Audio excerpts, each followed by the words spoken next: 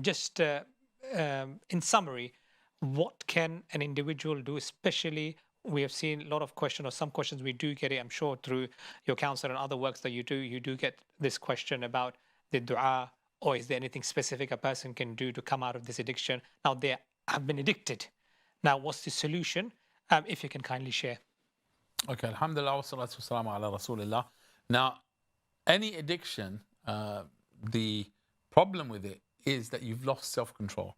The actual thrill of that thing that you think is enjoyment, that has overpowered you to the point where you give it precedence over what you know to be good for you, and you know this thing to be bad for you, but the thrill of it, the supposed enjoyment you're going to get from it, overpowers you to a point where you forget about Allah, you forget about everything. It's become now something you can't leave. In fact, really, if you took an Islamic look at it, because you give it precedence over everything else, it doesn't matter, over Allah, His commands, everything, it's become a type of God to you, because you give precedence to it over everything else at that moment. That is a very dangerous situation to be in.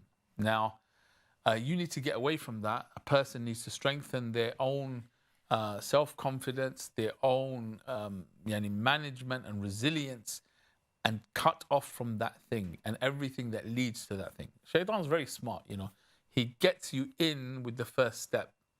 Then it doesn't look like something big. Then he makes it look even smaller.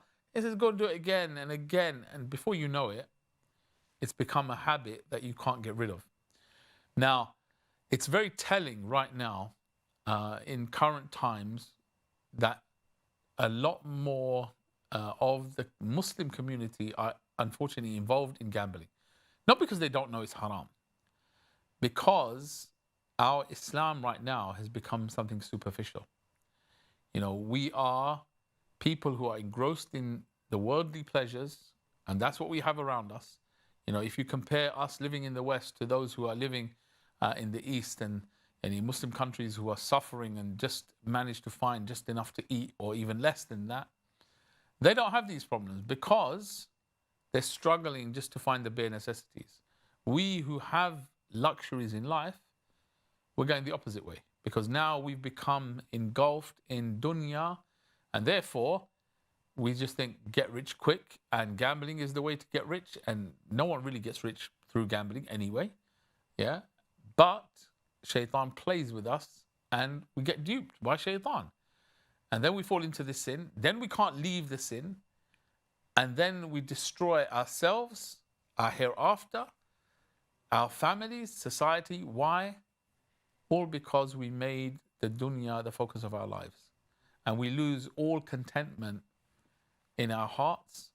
Everything goes. Now, to get off it, a person needs to really buckle down, understand it's going to be difficult, but seek Allah's assistance, keep begging Allah to give them strength, and then increase in all kind of good deeds, because the more good you do, the more difficult it becomes to do evil. And take the other necessary means, which are people who can help you explain the addiction and how to break habits. Go through all of those, and you can get some of those free on the NHS as well. Talking therapies, addiction therapies. Use everything at your disposal and get other people to restrain you and control your finances if you can't control yourself. Okay, inshallah, jazakallah khair. And if someone wants to find dua, with any books, any particular, any dua book would you refer? The best dua that I would say for them is to concentrate and read lots and lots of Quran. Okay. A person who fills their heart with Quran is going to become averse to these types of things. Jazakallah khair. And definitely we can take professional help, speak to your doctor, speak to your GP, and get the necessary help, inshallah.